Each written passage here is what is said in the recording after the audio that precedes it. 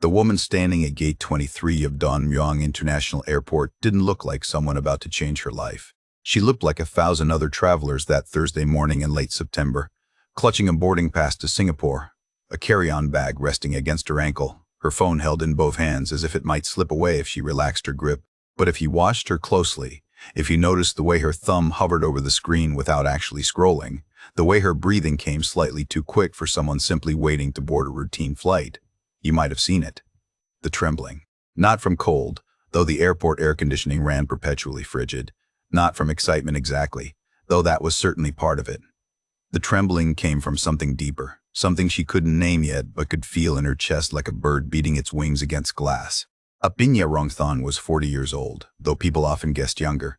She had the kind of face that held its youth not through genetics but through care, through diligent skincare routines and 8 hours of sleep most nights, and a life relatively unburdened by the chaos that aged people prematurely.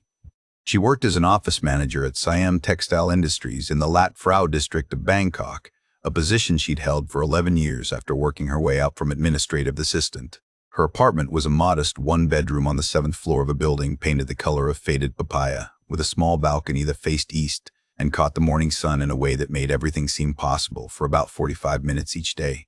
Her life had a rhythm to it, steady as a metronome. She woke at 6:15 each morning, made coffee in the French press her colleague had given her 3 birthdays ago, and watered the plants on her balcony while the coffee steeped. She had 17 plants now, mostly herbs and small flowering things that didn't require much space. She talked to them sometimes, told them about her day, about the problem client, or the funny thing someone said in the elevator. It wasn't loneliness exactly. It was companionship on her own terms, which felt different even if it looked the same from the outside. She took the BTS SkyTrain to work, always standing in the same section of the same car, always getting off at Mo Chit Station and walking the remaining 10 minutes because she liked the street vendors along that route and because sitting all day made her feel disconnected from her own body. At work, she was known for her efficiency, her calm demeanor even when shipments were delayed or accounting made errors that cascaded into her department. People respected her. Some even liked her. But no one really knew her, not in the way that requires vulnerability and time and a kind of trust that doesn't come from sharing an office kitchen. Her friends from university had mostly married young, had children who were now teenagers with complicated social media lives their mothers complained about over lunch. Apinya attended these lunches once a month, listened to stories about difficult in-laws and lazy husbands and the expensive tutoring required to get kids into good secondary schools.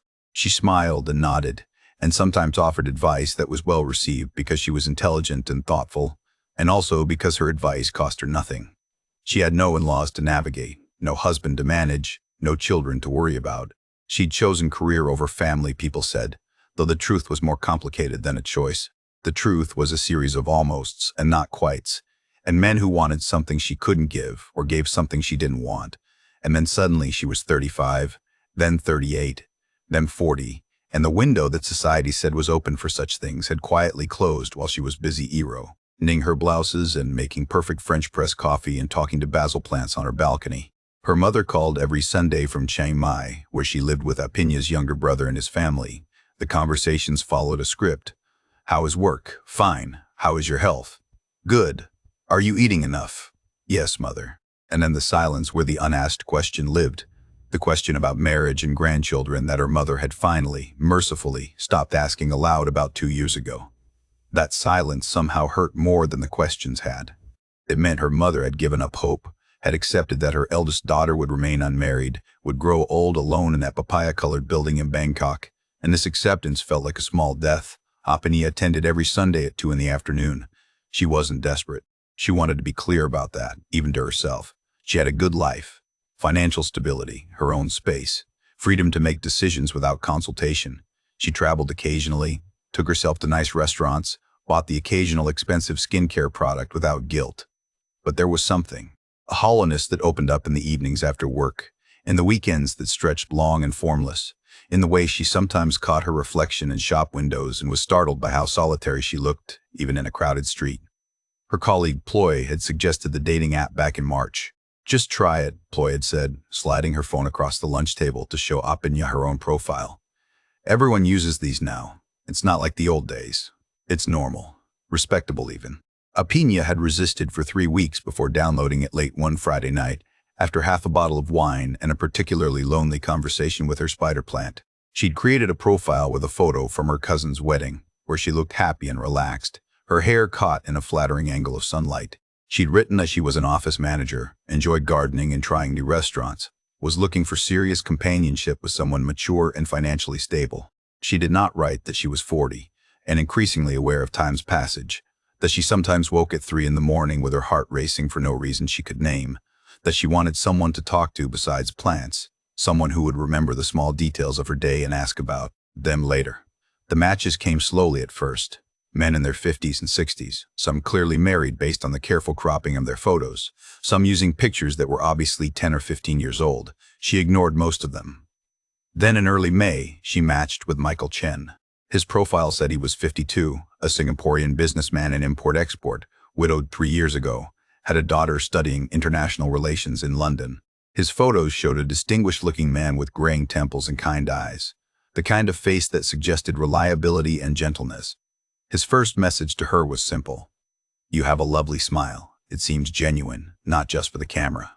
How was your day?" That question, so simple and direct, had somehow unlocked something in her. She found herself typing a real answer, not a polite deflection. She told him about the shipment that got delayed, and the client who'd been unreasonably angry, and the small victory of finally getting the new filing system implemented. He'd responded with empathy and humor, asked follow-up questions, remembered details in subsequent conversations. They messaged daily, then multiple times a day. His good mornings arrived before her alarm. His good nights came after she'd already gotten into bed. He asked about her plants by name after she mentioned them once. He remembered that she didn't like cilantro, and that her mother lived in Chiang Mai, and that she was reading a particular novel and wanted to know what she thought of it when she finished. The conversation stretched from weeks into months. He told her about his late wife, how cancer had taken her quickly, how he'd thrown himself into work to avoid the grief, and was only now, 3 years later, feeling ready to open his heart again. He talked about his daughter with obvious pride, shared photos of her graduation, mentioned how she'd encouraged him to try dating again because she worried about him being alone. He sent voice messages that let Apinya hear his accent, a slight lilt that felt genuine and warm. He wasn't pushy about meeting in person, seemed to understand that trust took time, that a woman her age had learned to be careful. He asked questions that made her feel seen. What did she want from life that she hadn't told anyone else? What made her happy beyond the surface answers? What did she dream about before sleep? She found herself answering honestly, surprising herself with the vulnerability. She wanted partnership, she told him. Not rescue or completion, but genuine partnership with someone who respected her independence while also wanting to build something together. Someone who wouldn't try to change her or fix her, but would simply walk beside her through whatever remained of life. Was that too much to ask at 40? He'd responded immediately. It's not too much. It's the bare minimum you deserve. The video calls never quite worked. His camera always malfunctioned, froze on a blurry image, or simply wouldn't activate. He was apologetic about it, made jokes about being technologically incompetent, promised he'd get his daughter to help him fix it when she visited during semester break. But the voice calls worked fine, and wasn't that enough? Apinya heard sincerity in his voice when he talked about his day, his business challenges, his hope that maybe they were both at the right stage of life to appreciate what they'd found in each other. He sent photos as proof of his existence, his realness. Him at a hawker center eating chicken rice, outside an office building in the financial district, holding a cup of coffee with her name written on it by request, the barista's handwriting slightly crooked. These small evidences felt sufficient. The word marriage first appeared in their conversations in July. He didn't propose, didn't pressure. He simply mentioned that he was at an age where he knew what he wanted and didn't see the point in wasting time if two people were compatible and serious. His daughter would be back in Singapore for Christmas. He'd like Apinya to meet her if things continued to develop between them. Perhaps Apinya could visit Singapore soon. They could finally meet in person, spend time together beyond screens and messages, see if what they'd built virtually translated to reality. And if it did, if they both felt what he suspected they'd feel, well, why not discuss the future openly? Why not talk about building a life together, about the peaceful retirement they could share between Bangkok and Singapore, about partnership and companionship and all the things they'd both been missing? Something shifted in Apinya when these conversations started. A feeling she'd almost forgotten, or perhaps had never fully experienced. Hope. Real hope. Not the forced optimism she sometimes manufactured for her own benefit. She imagined introducing Michael to her mother, watching her mother's face transform from resigned acceptance to joy. She imagined having someone to call after a difficult day at work who would actually care about the details. She imagined growing old with another person, with someone who chose her specifically, who knew her flaws and fears and chose her anyway. But alongside the hope was something else, quieter and easier to ignore. A small voice that asked why he'd never fixed his camera, why their meeting kept getting postponed for various work obligations, why his business details remained vague despite months of conversation, why he seemed to have so much time to message her throughout the day if he ran a successful import-export company. She pushed these questions down because wanting something this badly made you willing to silence your own doubts, because 40 felt late to be starting over and she didn't know if another opportunity like this would come, because his messages made her happy, and happiness had been scarce enough that she'd learned not to interrogate it too closely. In late August, he said it was time.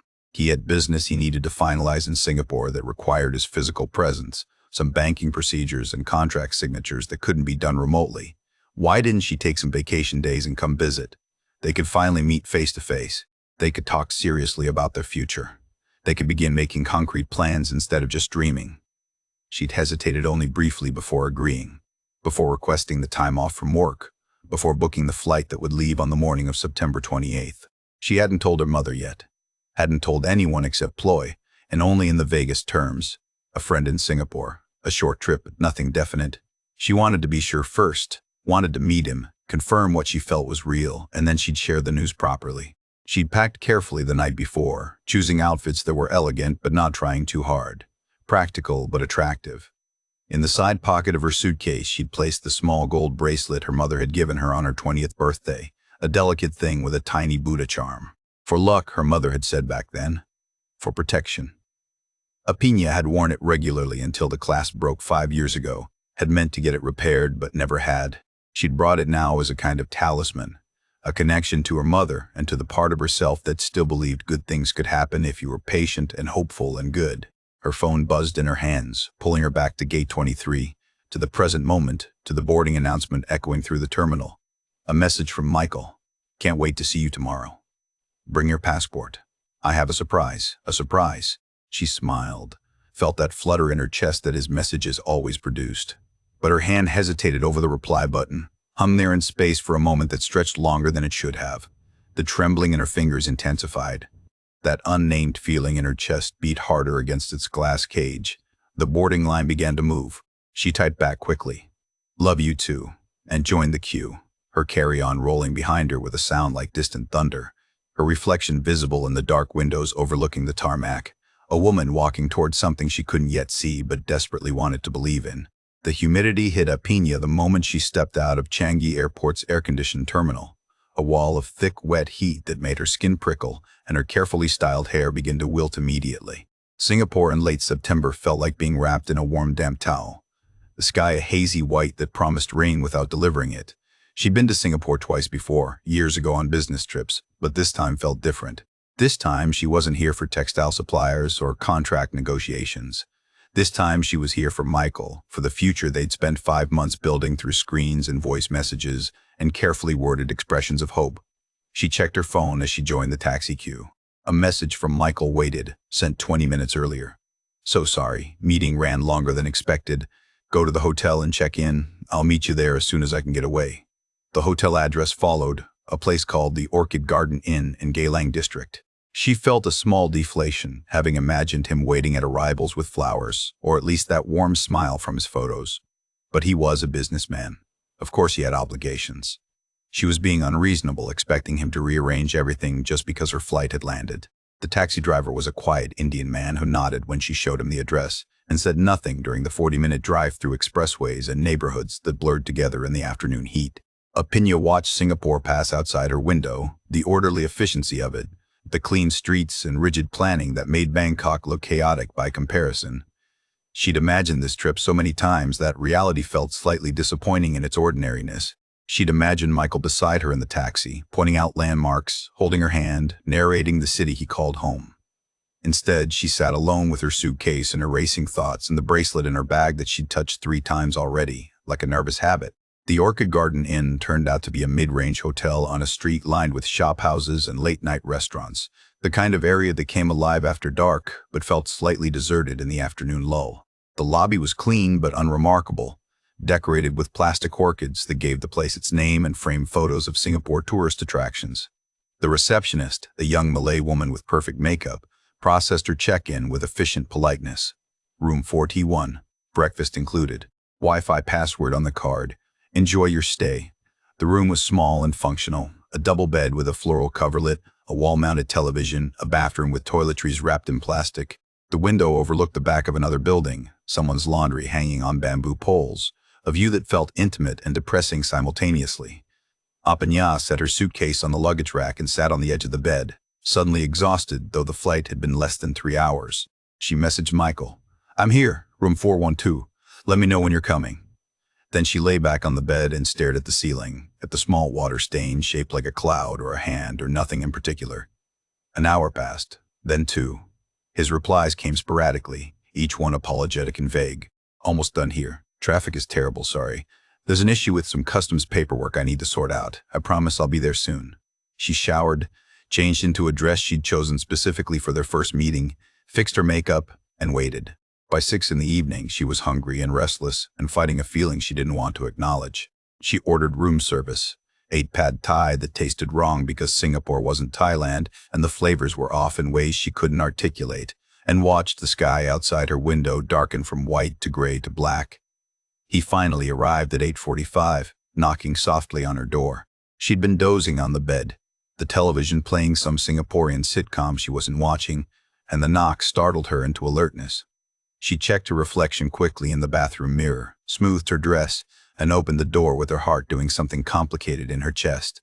Michael Chen stood in the hallway looking smaller than his photos had suggested. Not dramatically so, but noticeably. He was maybe 5'7" in shoes, his graying temples real enough but his face softer and more worn than she'd expected. He wore business casual clothes, slacks and a button-down shirt with the sleeves rolled up, and he was smiling, but the smile didn't quite reach his eyes, which were scanning the hallway behind him as if checking for something or someone. But when he turned his full attention to her, when he reached out and took both her hands in his, she felt a rush of relief so strong it made her dizzy. "I'm so sorry," he said.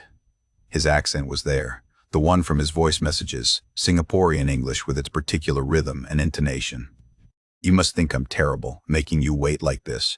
Business has been insane this week. Come here." He pulled her into an embrace that felt both natural and staged, his cologne sharp and medicinal, his body thinner than she'd imagined. But he was real. He was standing in front of her, solid and physical, and that mattered more than the small discrepancies between imagination and reality. They went down to the hotel's small restaurant, a place that served both local and Western food to uncertain results. They ordered Singapore noodles and chicken rice, and talked across a table decorated with another plastic orchid. He asked about her flight, about her first impressions of Singapore, about whether the hotel room was comfortable. She asked about his business meeting, what customs paperwork could possibly take all afternoon. He waved the question away with a hand gesture that seemed practiced. "Boring technical stuff," he said. "Import regulations changed recently and some of my shipments got flagged for additional documentation. Nothing serious but incredibly tedious. How's your mother? Did you tell her you're here?" "Not yet," Apanya admitted. "I wanted to wait until after we met, until I was sure." She let the sentence trail off, suddenly shy about what she meant by sure. He reached across the table and covered her hand with his. "I understand," he said. "You're being careful. That's smart. There are a lot of dishonest people in the world. But I hope now that we've met, now that you can see I'm real, you'll feel more comfortable. We have a lot to talk about, a lot to plan." Over the next hour, he told her things that sounded reassuring. He'd been thinking about their conversation from last month, about marriage and partnership and building a future together. He'd started looking at condos in Singapore that might suit them both, places with extra rooms for when his daughter visited or when Apanya's mother came to stay. He'd begun the preliminary paperwork for marriage registration, knowing that as a foreigner she'd need certain documents prepared in advance. He wanted to do this properly, he said. He wanted her to feel secure and valued and like this was a real commitment, not just talk. Then he shifted, his expression becoming more serious. "There's something I need your help with," he said, "something I wasn't sure how to bring up, but I think we're at a point where we need to be completely honest with each other. You know how I mentioned the customs issues?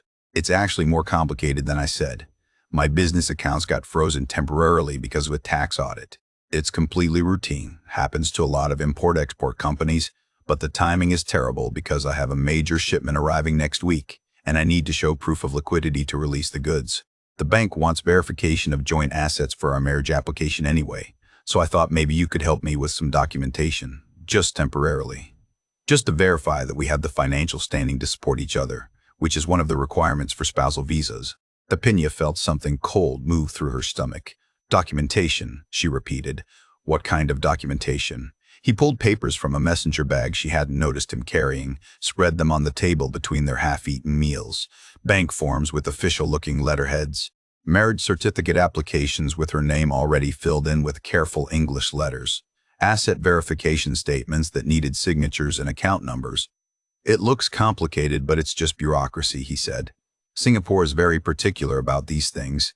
If you could just provide your bank details for the verification process, we can complete this section and move forward. Then once my accounts are unfrozen in a few days, we'll have everything in place to actually submit the marriage paperwork. She stared at the documents, at her name written in his handwriting, and felt the cold thing in her stomach spread into her chest. This wasn't how she'd imagined this evening. She'd imagined romance and conversation, and maybe a kiss if the moment felt right. She hadn't imagined bank forms and frozen accounts and requests for her financial information hours after meeting him in person for the first time. I don't know, she said slowly. This feels fast. Can't we wait until your accounts are unfrozen? Why do you need my information right now? His face did something complicated. Hurt and understanding mixed together in an expression that felt rehearsed even though she wanted to believe it was genuine. Of course, he said. I get it. This is a lot to process. I shouldn't have brought it up tonight.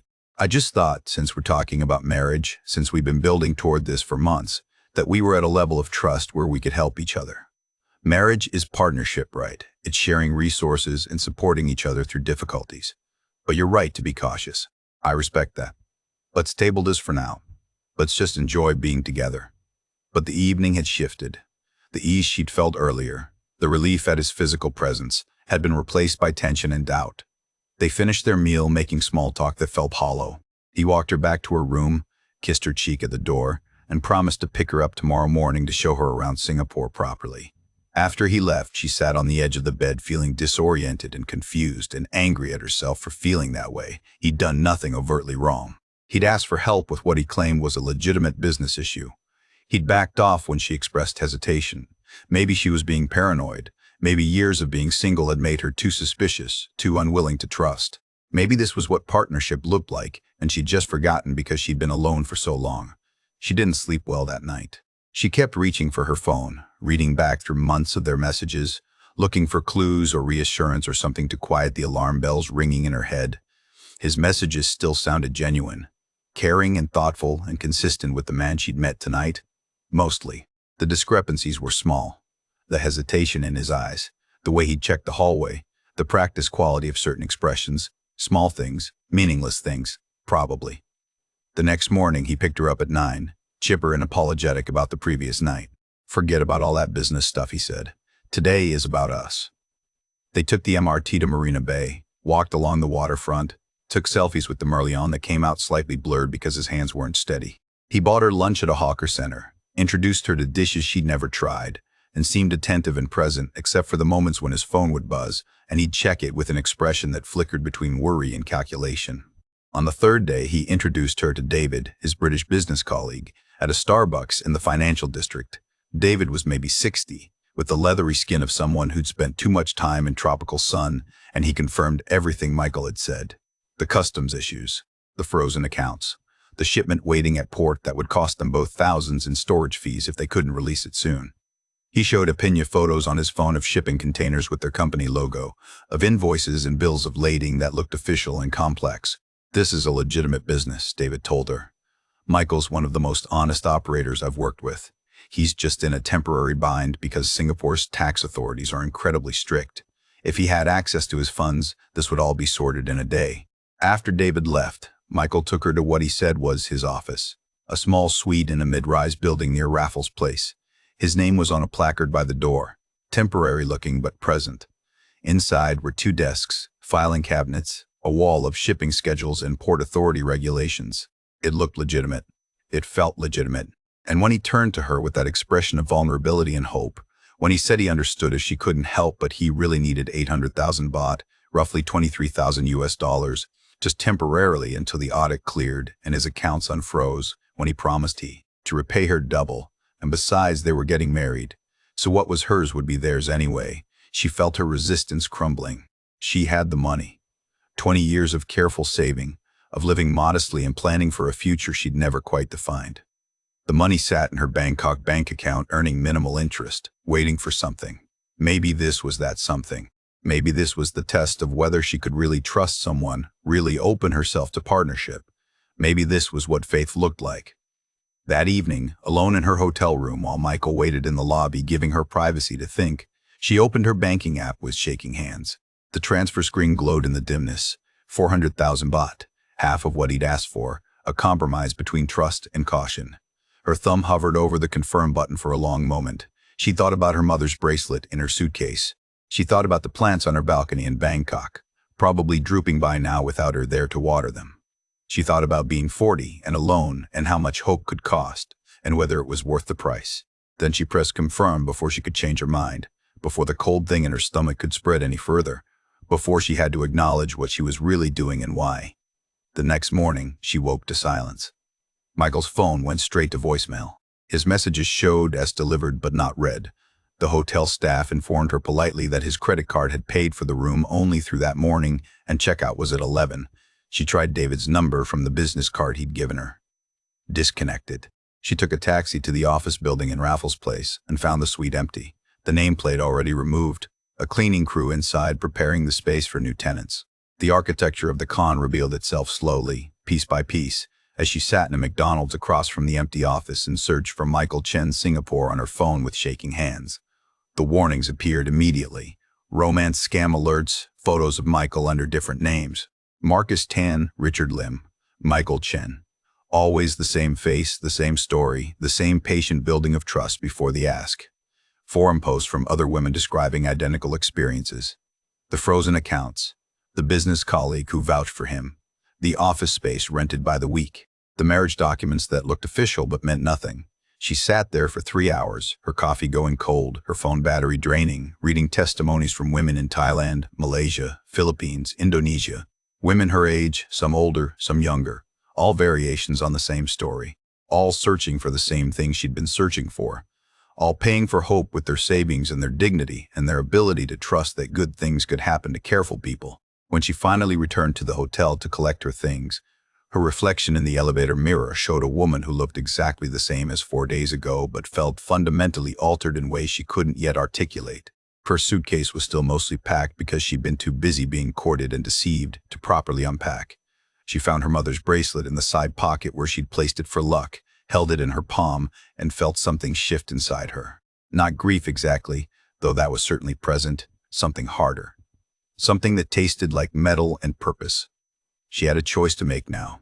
She could go home to Bangkok, absorb the loss, tell no one, and try to rebuild her life around the hole where her savings and her hope had been. Or she could do something else. Something that was forming in her mind like a dark flower opening its petals toward an unseen sun.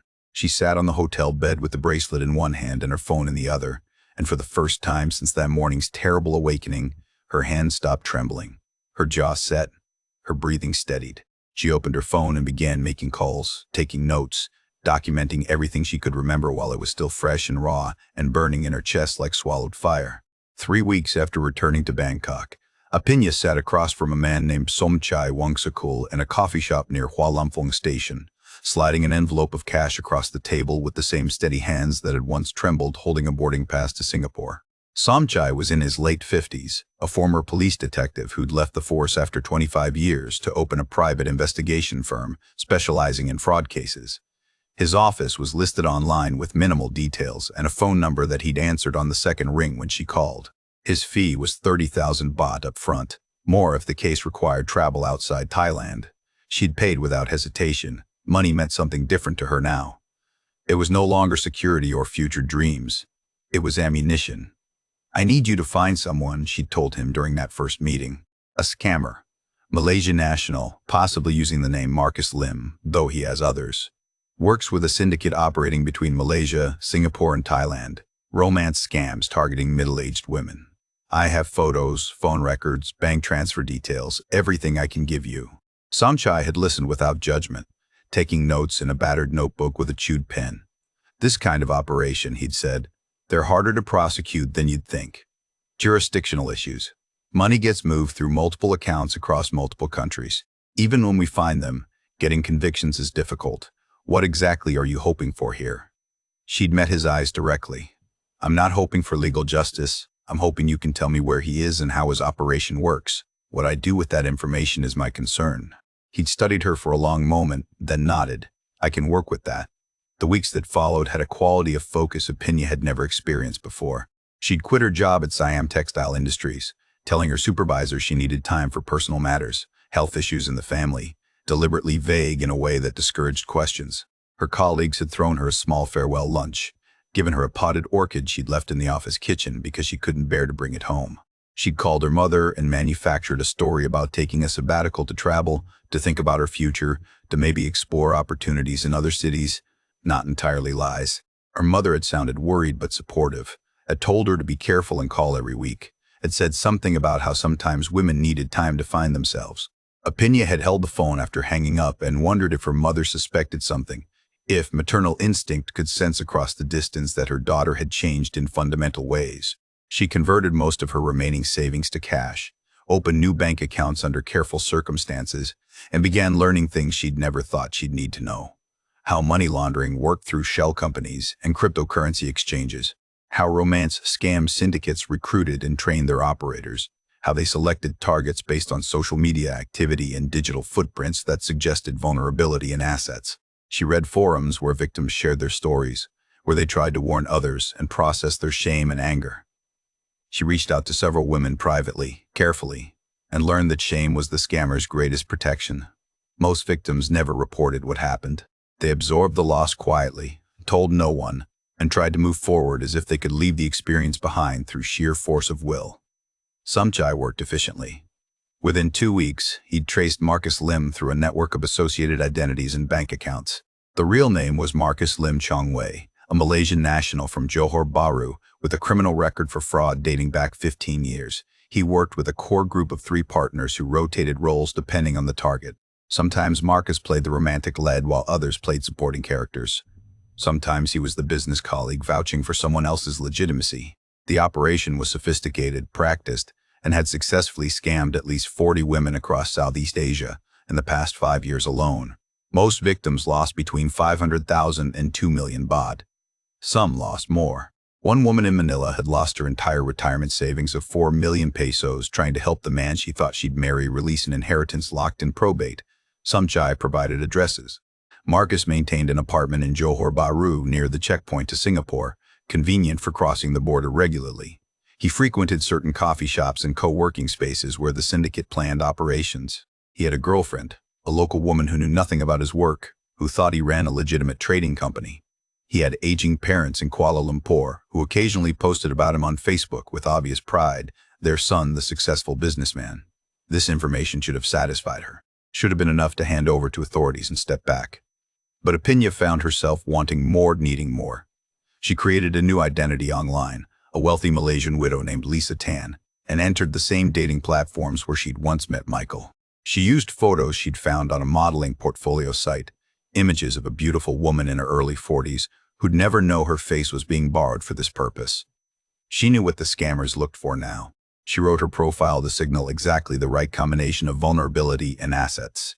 Recent widow, lonely, financially comfortable, looking for genuine connection and possibly remarriage. She scattered small details that screamed target to anyone who knew how to read them. The responses came quickly.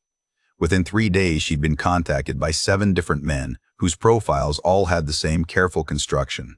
Successful, but not ostentatious. Widowed or divorced. Based in Singapore or Malaysia, looking for serious relationship only. She recognized the patterns now, could see the formula beneath the individual variations. She engaged with 3 of them, playing the role of Lisa Tan with a skill that surprised her. She was responsive, but not desperate, interested, but cautious. She asked the right questions and gave the right answers and waited to see which one might connect her back to Marcus's syndicate. The break came through a man calling himself Daniel Wong, a supposed shipping executive from Kuala Lumpur. His operation was less polished than Marcus's had been. His responses sometimes delayed or inconsistent in a way that suggested he was juggling multiple targets simultaneously. But when he mentioned a business partner in Singapore who could verify his credentials, when he offered to introduce her to this partner who could vouch for his legitimacy, Appinia felt something click into place. She agreed to meet them both in Kuala Lumpur for dinner. The meeting happened at a mid-range Italian restaurant in Bukit Bintang. Daniel was there when she arrived, nervous and overeager, a thin Chinese-Malaysian man in his 40s who kept checking his phone. His business partner arrived 20 minutes later, apologizing for traffic, and Appinia's heart rate spiked when she recognized him. Not Marcus himself, but David, the British man who'd played the vouching colleague in Singapore, who'd shown her shipping invoices and confirmed Marcus's lies with practiced sincerity. She stayed in character. Lisa Tan smiled and asked questions and pretended to believe their stories about shipping contracts and import licenses. David didn't recognize her. Why would he?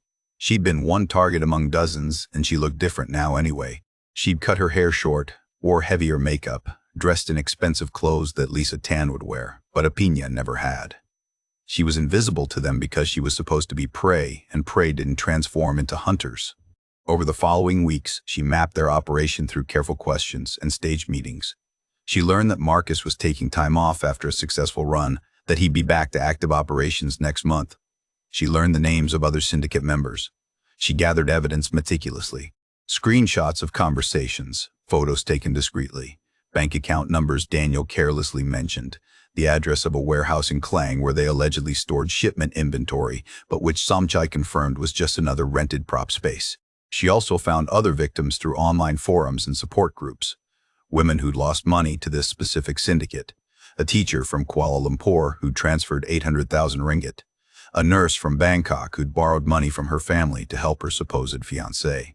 A businesswoman from Jakarta who'd been scammed twice by different men who turned out to be working together. Appinia contacted them carefully, built trust slowly, and convinced them to document their experiences in detail.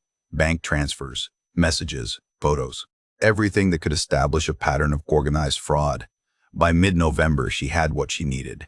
Comprehensive documentation of the syndicate's operations, names, photos, addresses, phone records, and bank account information.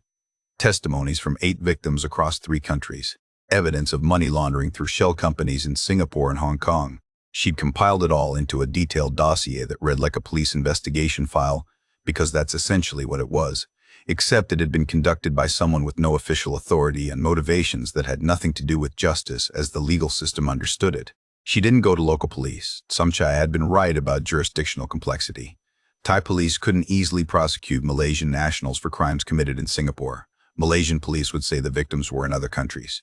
Singaporean authorities would point to the fact that the syndicate was based in Malaysia. The bureaucratic shuffle could take years and likely result in nothing. Instead, she sent the dossier simultaneously to financial crime units in Thailand, Malaysia, and Singapore, along with cover letters explaining the pattern and urging coordination. She sent copies to investigative journalists at major newspapers in all 3 countries, journalists who specialized in fraud and corruption stories.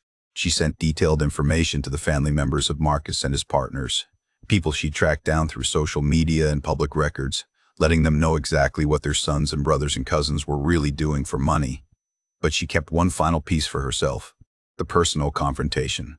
The moment of recognition and reckoning that the legal system couldn't provide, even if it successfully prosecuted. She arranged it through the Lisa Tan identity, told Marcus, who'd finally returned to active operations in early December, that she was ready to invest in his business opportunity, that she had 3 million ringgit available and wanted to discuss the terms in person.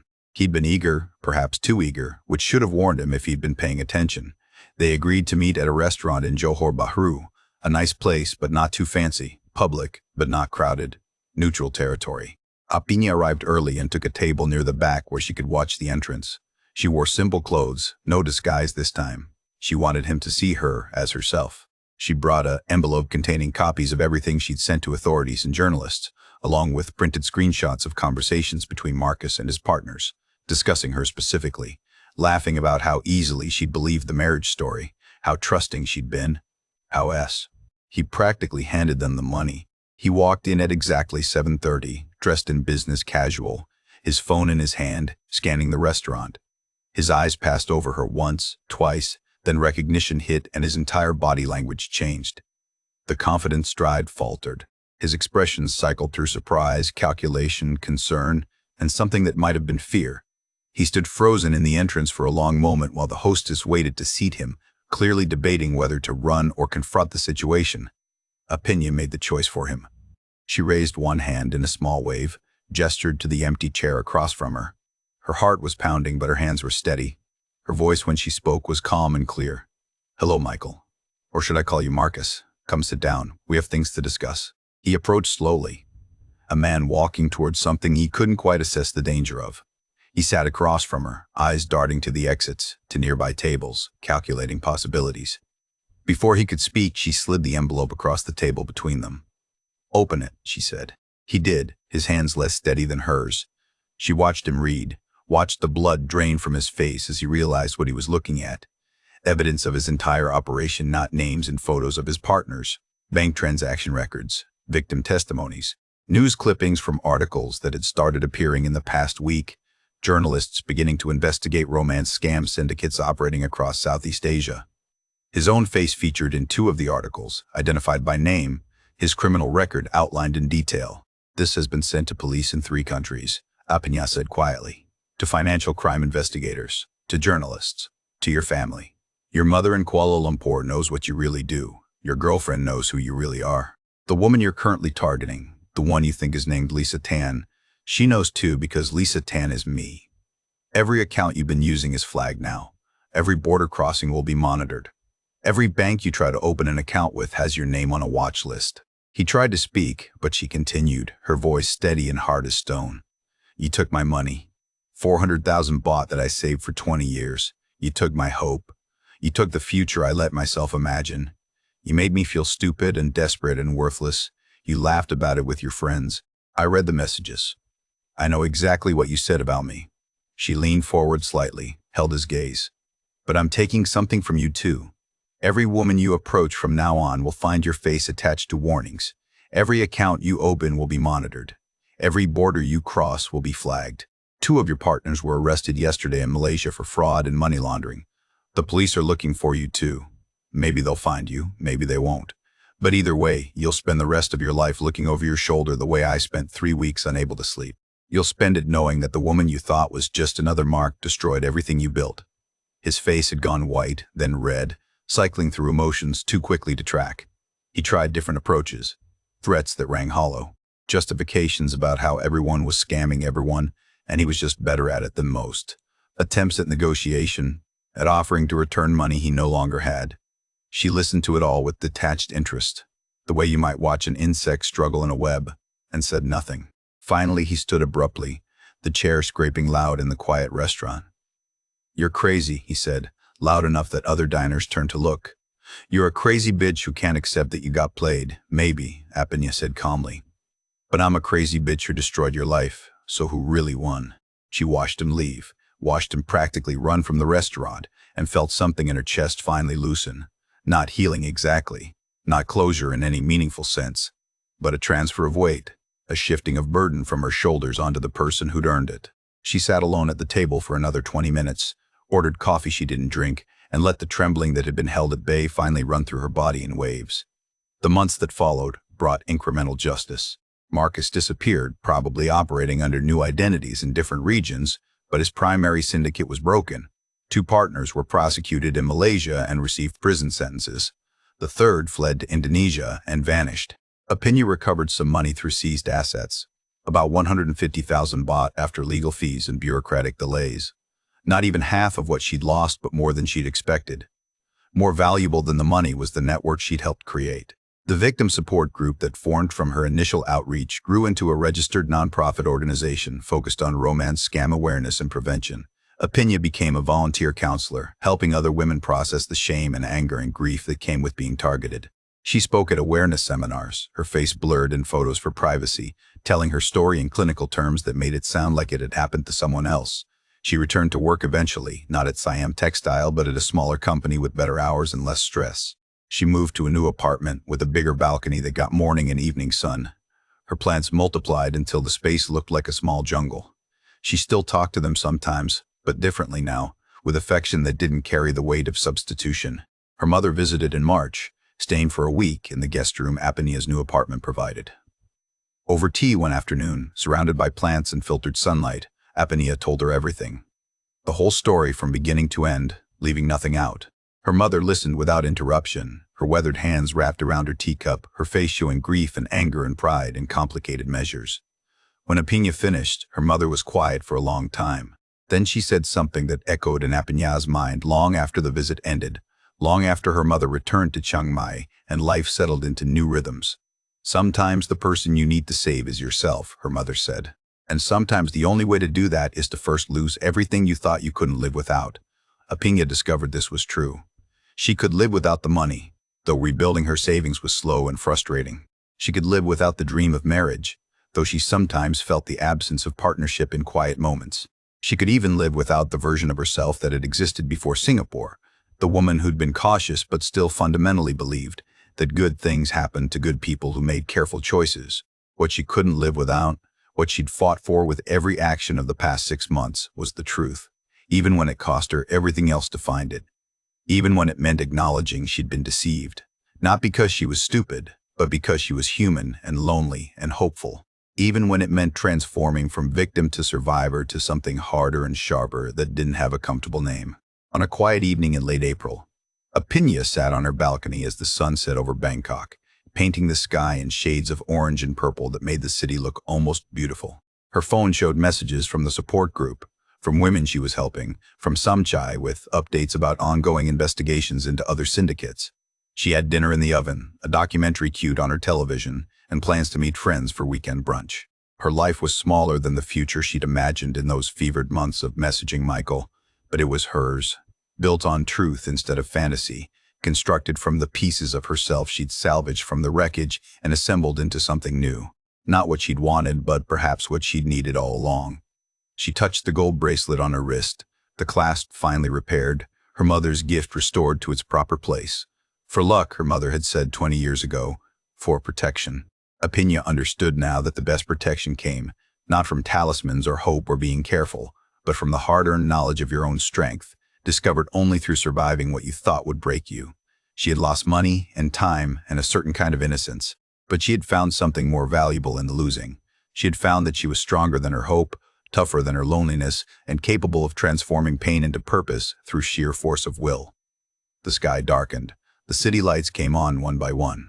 Apenia finished her tea, watered her plants, and went inside to the life she'd built from the ashes of the one that had burned.